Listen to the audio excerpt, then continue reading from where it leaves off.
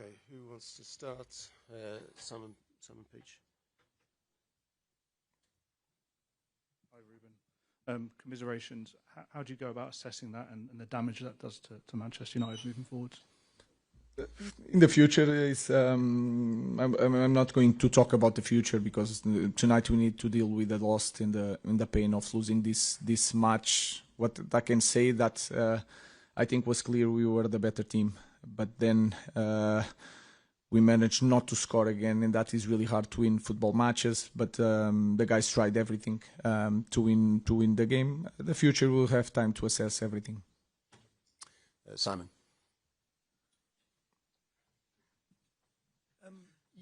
You've spoken a lot about the lack of goals. Do you regret not doing something in January to try and change that? Do you still believe in the players to deliver goals? Because it looks like you're just never going to score. There were some times that we didn't create situations. Now is not that time. We are creating situations. If you look at the opportunities that we had, it's different players, so it's not a problem of one guy.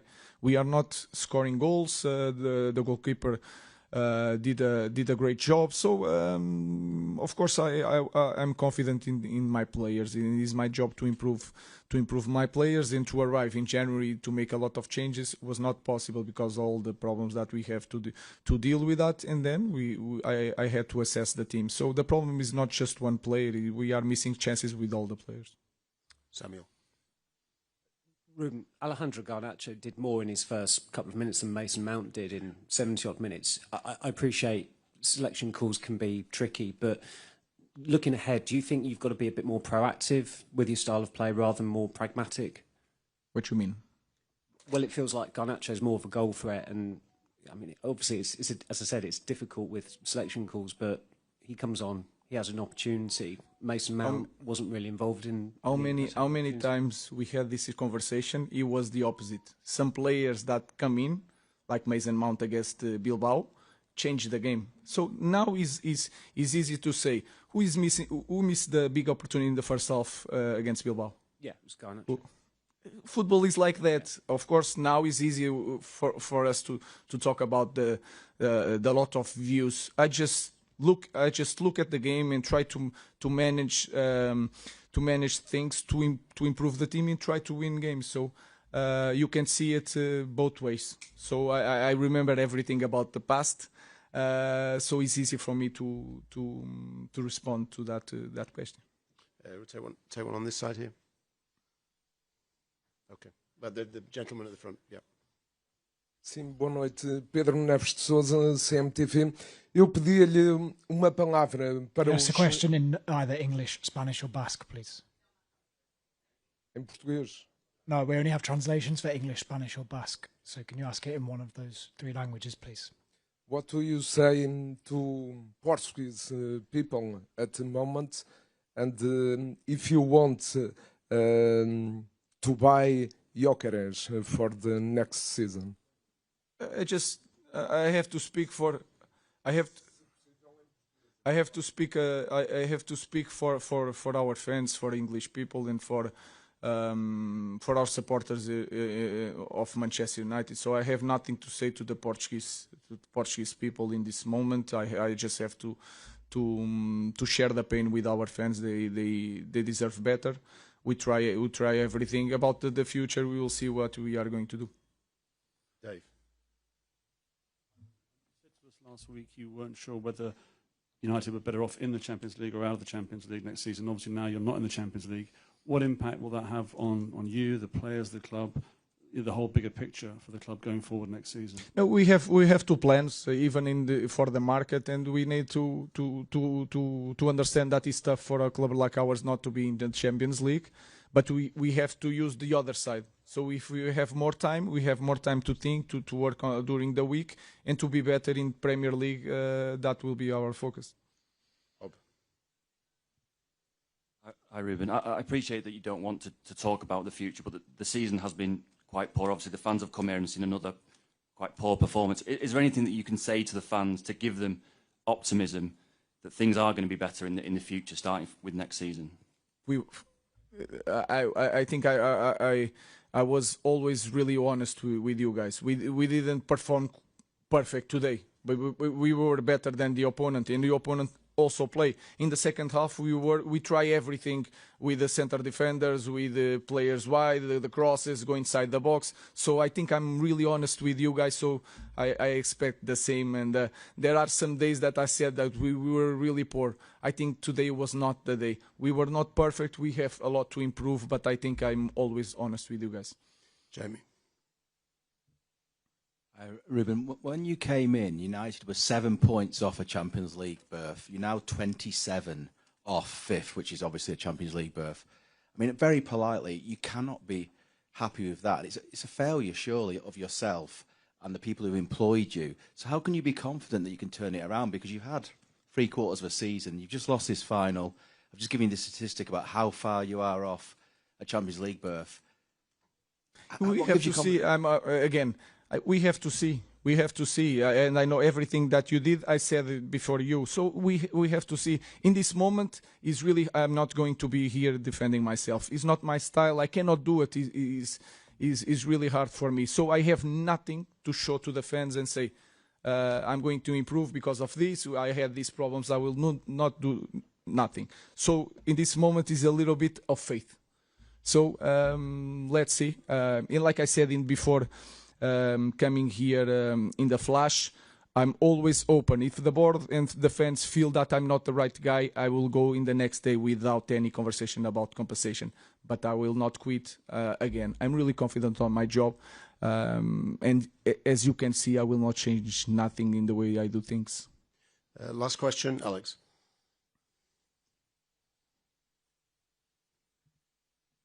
Ruben, you mentioned that you found it difficult to improve the players, having only just come into the club mid-season. What areas can you point to for improvement? Because I think there's a genuine argument that actually the team's gone backwards in the second half of the season, not forwards. Yeah, in some moments I don't agree with that. I think we had some bad results. I think we improved in certain areas. We were competitive in more games that we didn't score, and sometimes in the small detail we lost some games. I remember a lot of games. I will not try to Nottingham, Wolverhampton. We had create more chances against City at our home. We didn't score, and we lost some games. It's a different way of playing. I try to put the players the best I can, try to help them. Was really hard on the players, but I also understand. I'm a young guy, but I also understand that if we had in the chances that we had in the second half, if we managed to score one, the game should be different, and our press conference should be so much different. So I have to deal with that. I understand. I have nothing to show to our fans. I am really honest with that. But again, I will continue to do the things the way I know. Thank you. Thank you. Thank you very much. We'll be back shortly with the Tottenham Hotspur press conferences.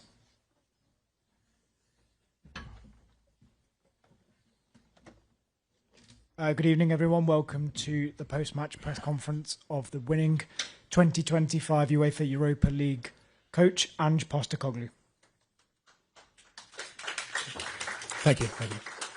Ali, let's start us off. Congratulations, Ange. I mean, you've told these players throughout they were going to do something special this season. How does it feel to see that realised? Yeah, look, it's hard sort of to put into words the emotions. Super proud of the players.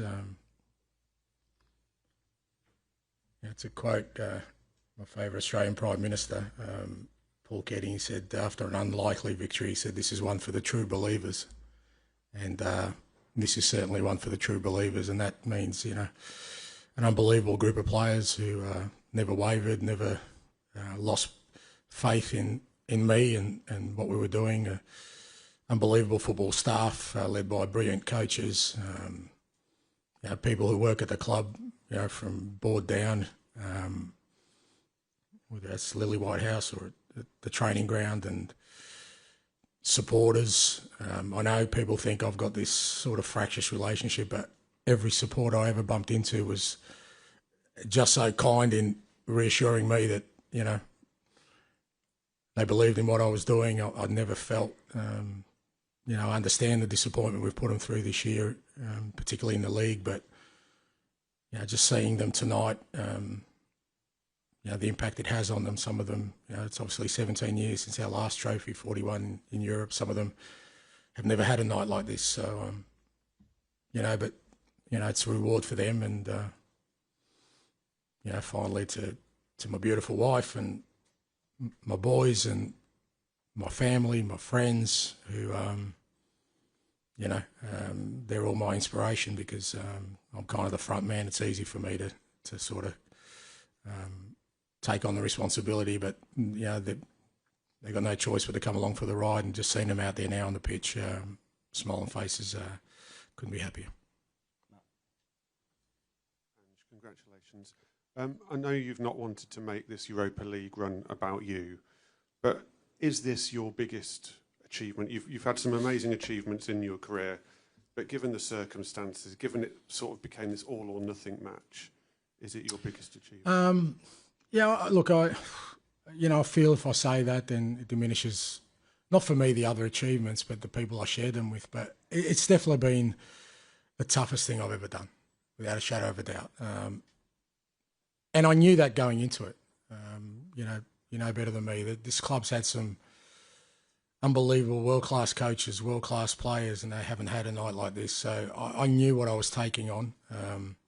And it's fair to say that it's been really challenging, because, wherever else I've had success by this stage, I've kind of had the faith and trust of everybody. And here it's been different. And I understand that's not a criticism. It's just, I think, because of the club and the way it's sort of its recent history or its history, I don't think they could always ever go all in on one person. And for me, that's always how it's worked well, when, people kind of back my vision. So, but within that, I think when we got to sort of the end of January, the end of the transfer window, and I kind of assessed our situation, I just made a decision there and then that this was the trophy we were going to go for. And, it probably was at odds with what other people at the club sort of believed at the time we should do. And that's understandable. But I just really believed we could win. We could win this. And sort of everything we've done since then, everything we've done at training, everything we've done in terms of the games, the teams I've selected, is about making sure when these games came around, the Europa games, that we're in the best possible condition to tackle them. And that's come at a cost, for sure, in the league, and I've got to take the responsibility for that. But I just felt like the end game of winning something was more important, and it was the only way I was going to do it.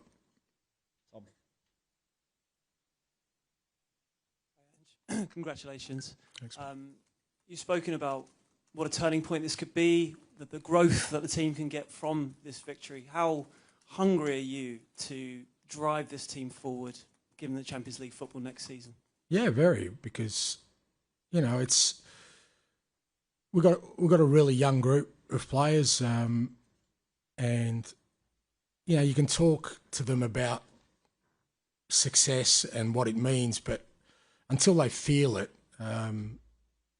it doesn't become real. And I've got no doubt that all those boys tonight, having this feeling, will want this again. And to get it again, they're going to have to make similar sort of sacrifices. They've climbed the mountain now, so they know that what it takes to sort of get to where we are. And I think that does. It accelerates the opportunities to build a team that can be successful and competitive at the highest level for years to come. So, as I said yesterday, I still feel there's a lot of work to be done. I think that's quite obvious, but not as much work as people may think. People can bang on about our 20 league defeats and where we are, but they're missing the point of what we're trying to build here, or what I'm trying to do anyway. And I really feel that tonight can be a great platform for us to kick on. You said a minute ago that at the end of the January window you decided full focus on the Europa League. Does that explain the really sort of ruthless, efficient style that we've seen overcome Alkmaar, Frankfurt, Bodo Glimt, and now tonight? And how did you find the players kind of bought into that when that was the plan? No, that wasn't part of it. But I've always treated, I've had a lot of success in my career in not just sort of winning leagues, but also, you know, in Australia, I grew up playing finals football to win a championship. So knockout football is always different. You know, all my teams have always played a little bit different in knockout games because you know that you've got to have a real clear game plan. Big games come down to moments. You've got to limit the moments of the opposition. You've got to change your approach. And the players embrace that because, you know, that was always going to be our approach in Europe, and it's why we did well in the Carabao Cup as well. You know, we beat some decent teams in the Carabao Cup, including City, including you know, United, and you know, we beat Liverpool in the first leg, played a similar way. But also it helps that I've got, you know, Van der Ven and Romero and Vicario and the Doggy and Porro, you know, all these guys available. And again, that was part of the sort of mindset of making sure they were available for these big games. And I thought the lads handled the whole Europa sort of knockout stages, you know, brilliantly. Knew what we had to do, were really efficient with what we did, and you know, I think got the just rewards. George. Hi, Ange. Well done. You mentioned a lot of people at the top there. Your dad's no longer with us, but what would he make of his son doing this, and what does it mean back in Australia as well? Yeah, no, he's still with me, mate. He's, you know, his voice is in my head all the time, and as I get older, I look in the mirror, I see his face sometimes, which is frightening as it seems. He's with me all the time, mate. My dear mum's in Greece with my sister and my nephews. I'm sure they're over the moon, and yeah, it's massive in Australia and in Greece. You know, I've got family in both countries and friends in both countries, and you know, they've been along for the journey the whole way, and it's hard because you know, I'm big enough and ugly enough to take whatever comes my way, but they get hurt when people sort of come at me and they pay the price, particularly, you know, those closest to me, my beautiful family and my friends, and, you know, they want to defend me. And, you know, I keep telling them it's a small price to pay when you have nights like this. And I've been fortunate. I've had plenty of nights like this, and just seeing them tonight. And I know everyone in Australia, they would have got up early in the morning. You know, they'll be buzzing, and people in Greece, and more importantly, the people here with me. You know, it's another special night we share together. Hi, Ange, congratulations. You talk about backing your vision. I mean, how does a club let go of a manager who's just delivered them their first trophy in 41 years in European competition? Look, I think I said yesterday, I'm pretty kind of, not relaxed is not the word, because I'd be disappointed if we couldn't continue on this path. But you know, like I said, it's not a criticism. I understand why it would be difficult for a club like this to buy into one person's vision. You know, I remember even when I signed, you know, it was kind of, you know, the club, well, even Daniel sort of said, you know, we went after winners, it didn't work, and now we've got Ange. And, mate, I'm a winner. I've been a serial winner my whole career. It's what I've done more than anything else, you know. And I know people talk about my football, which I'm very proud of, and I know people dismiss my achievements because, you know, they didn't happen to happen on this side of the world. But for me, they're all hard earned, and all I've done my whole career is win things. And but I understand, you know, look, obviously the way things have gone in the league, you know, people are rightly to be concerned about. Like I said, I don't think there's a true reflection of where we're at. But whatever happens, I said my own sort of belief in what I do doesn't waver, and I'll continue to kind of push on to do what I do. Ange, well done. It was noticeable at the end, the players were celebrating with unbridled joy. You were standing back quietly. Is that just your style, or was there an element of relief as well? Oh, there's huge relief. I mean, you ask any manager, and I'm telling you that's the biggest feeling, because you carry the weight of responsibility. I mean, you know, I think this is maybe our 59th game or 60th game this year.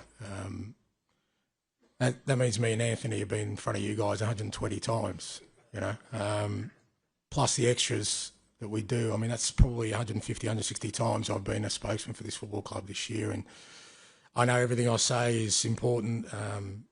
Fair to say I don't always get it right. So all that kind of responsibility weighs on your shoulders. And so it is, it's relief, but Also, I'm a lot older than those guys, mate, and I've learned to understand that what makes nights like these memorable is to remember them. So I kind of stand back and just watch everyone else enjoy it, and that's all I need. James, final one, please. Congratulations, Ange. I know you said you're sort of relaxed about the situation, but can you just give us an idea of what the next few days are like? Is there a meeting planned with Daniel or with the hierarchy? Because you must want some clarity one way or the other. No planned meetings. I haven't had any discussions. No one's spoken to me about anything. Maybe they felt like they don't need to, or they were waiting for this game. Look, what I do know is that I'm going to go back to my hotel room, get my family and friends together, open up a nice bottle of scotch, have a couple of quiet ones, get ready for a massive parade on Friday, play Brighton on Sunday, really important, our last home game, we want to finish strong, and then Monday I'm going on holidays with my beautiful family because I deserve it, and que sera, sera. Thank you very much. Thank you. Thank you.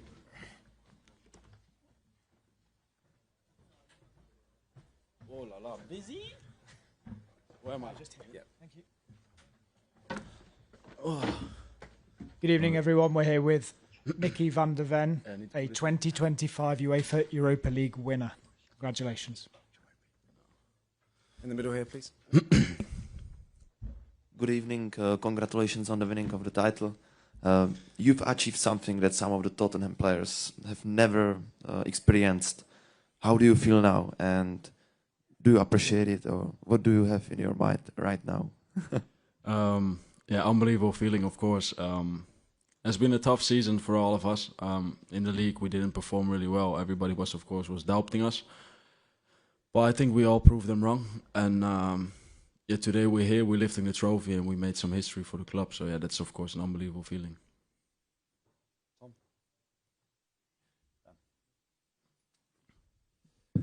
Congratulations, Micky. How have you managed to keep the faith throughout the season, and how much has the manager been a key part of that?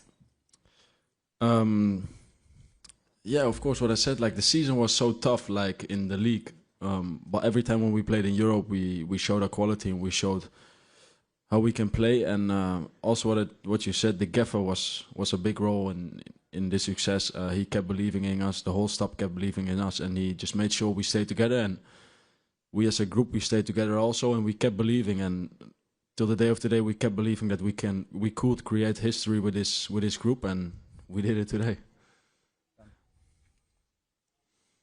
Congratulations, Micky. The manager's just said he wants to build on the success next season. Do you feel, as a group of players, that you can have more success under this manager going forward? Yeah, of course, we want to build on. And to be honest, now we just want to celebrate and we want to enjoy this moment. But yeah, of course, we want to do something special also next year. And of course, every year you want to be successful and every year you want to achieve something. But really haven't thought about it, to be honest. But what I said, now we just want to celebrate and we want to do, yeah, like beautiful stuff now. Hi, Micky. Congratulations. You guys have played an amazingly efficient, pragmatic game in the last few rounds to win this competition. Can you explain what specifically the plan was and how the manager convinced you to play this way? Of course, you have a plan beforehand, but everybody changed because, yeah, of course, you can say what you expect from the game, but the game is always going to be different.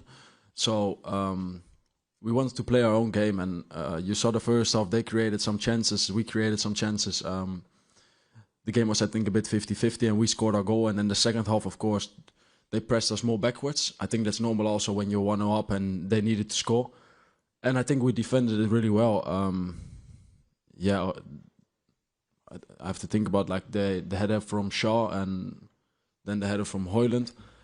But I think we defended it really well. And yeah, we kept the clean sheet again. Like what you said also in the last couple of games in Europe, we proved to everybody that we are a really good side. And we played so well the last, of course, like the AZ Alkmaar game away was a tough game, but all the other games we performed so well and we showed everybody that what we could do, and we did the same today in the final.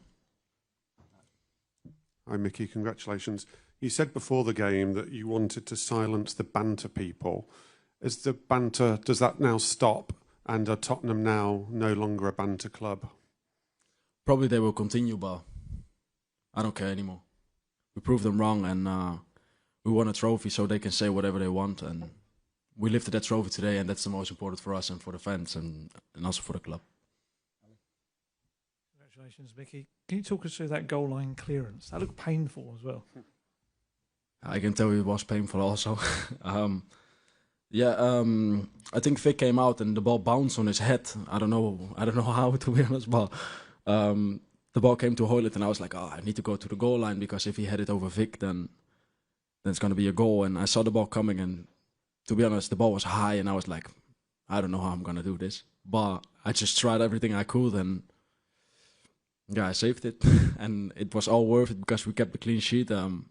Some back issues afterwards, but it's all worth it. George, final question, please. Hi, Micky. Congratulations. The manager said back in September he always wins things in his second season, and he still believes he can. Kind of now that you've actually done it, what did the squad kind of make of that at the time, and did that give you belief sort of during this run that if he can say that out in public, we can definitely do it?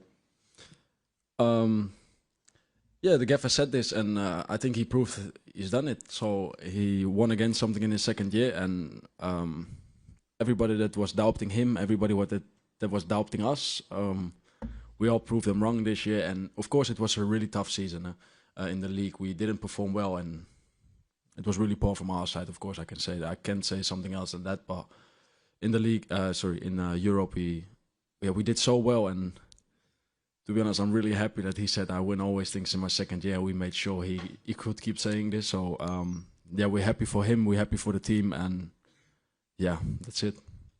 Thank you very much. Thank you very much, everyone. That concludes tonight's press conferences. Congratulations once again to Tottenham Hotspur. Thank you. Safe journey home.